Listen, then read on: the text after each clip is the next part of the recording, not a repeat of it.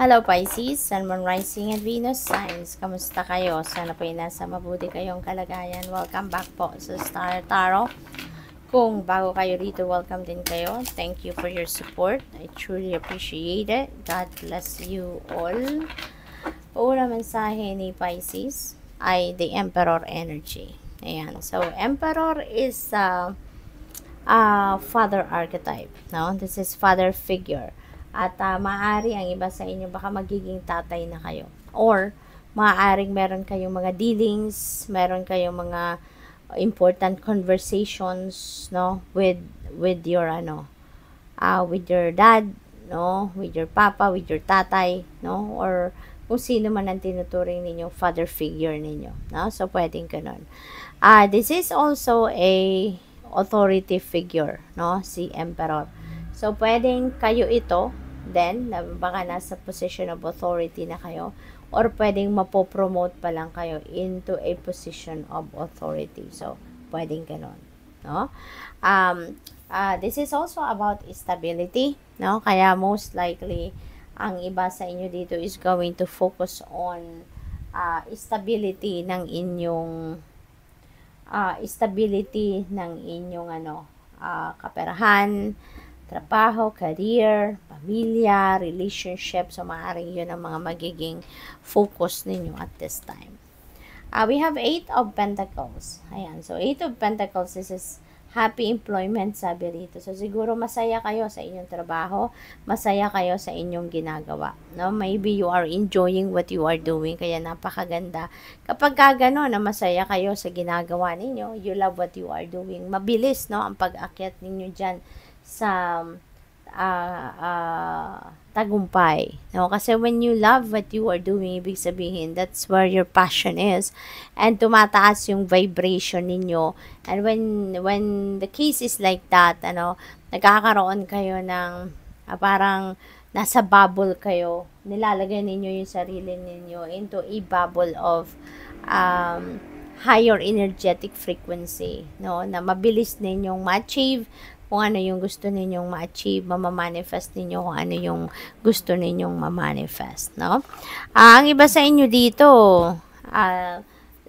siguro nag-aaral din at the same time, nagre-research, parang gustong-gusto nyo talaga yung ano ninyo, gustong-gusto ninyo yung ginagawa ninyo, kaya naman, maaaring ang iba sa inyo dito is going to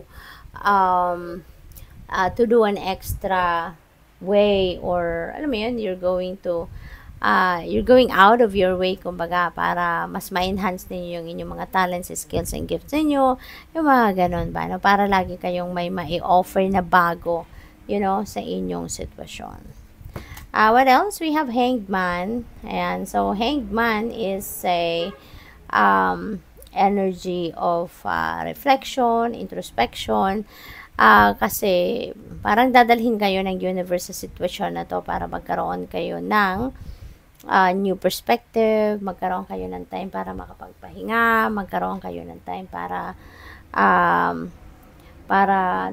magkaroon kayo ng time para muni-muni kayo, no? At siguro you will come up with new perspective, new ideas dito. Na maaaring yun ang mas dapat na pag-focusan ninyo sa ngayon at hindi kung ano man yung bagay na pinag-focusan ninyo right at this time, no? What else? We have Knight of Pentacles. Ayan. So, yung Knight of Pentacles is parang mabagal na energy, no? Si Pentacle energy. Kaya siguro kung meron man mga offers dito na pagkakaperahan, investment, mga ganon, or anything, no? Money path,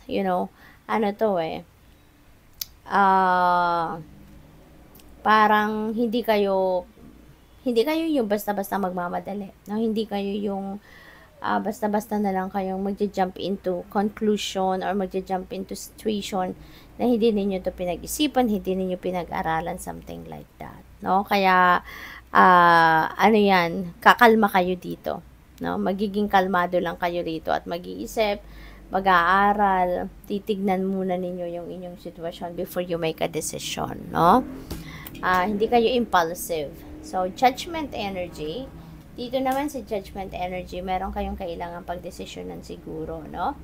That could be related to, to trabaho, since katabi niya si Eight of Pentacles. Pwedeng, baka meron kayong idea dito na baka gusto mong baguhin baka gusto mo magbago ng trabaho or baka gusto mo magkaroon ng career shift, no? At maaring yun ang kailangan ninyong pagdesisyonan. Maaring yun ang kailangan ninyong pag-isipan, no?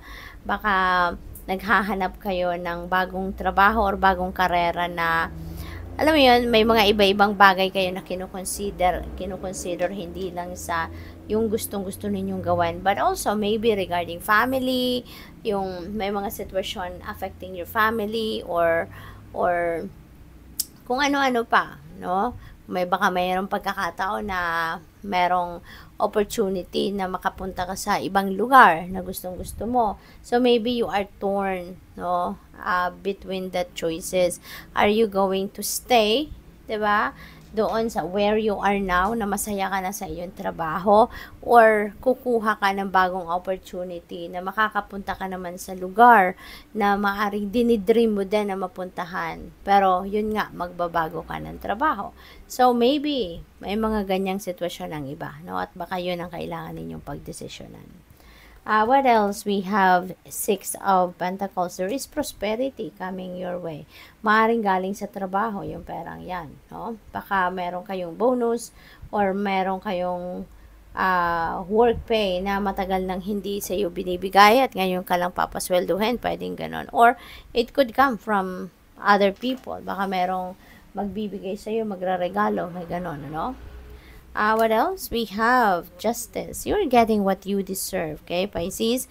Makukuha mo, marireceive mo kung ano ang para sa'yo. Kung ano yung deserve ninyo, you are going to get that money, okay?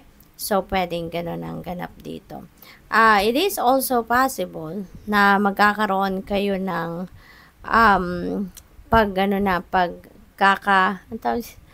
pag-aayos ba? Pag-aayos, pag-organize. Thank you, Spirit. Pag-o-organize ng mga sitwasyon sa buhay ninyo. From here on, magiging maayos na unti-unti ang mga sitwasyon.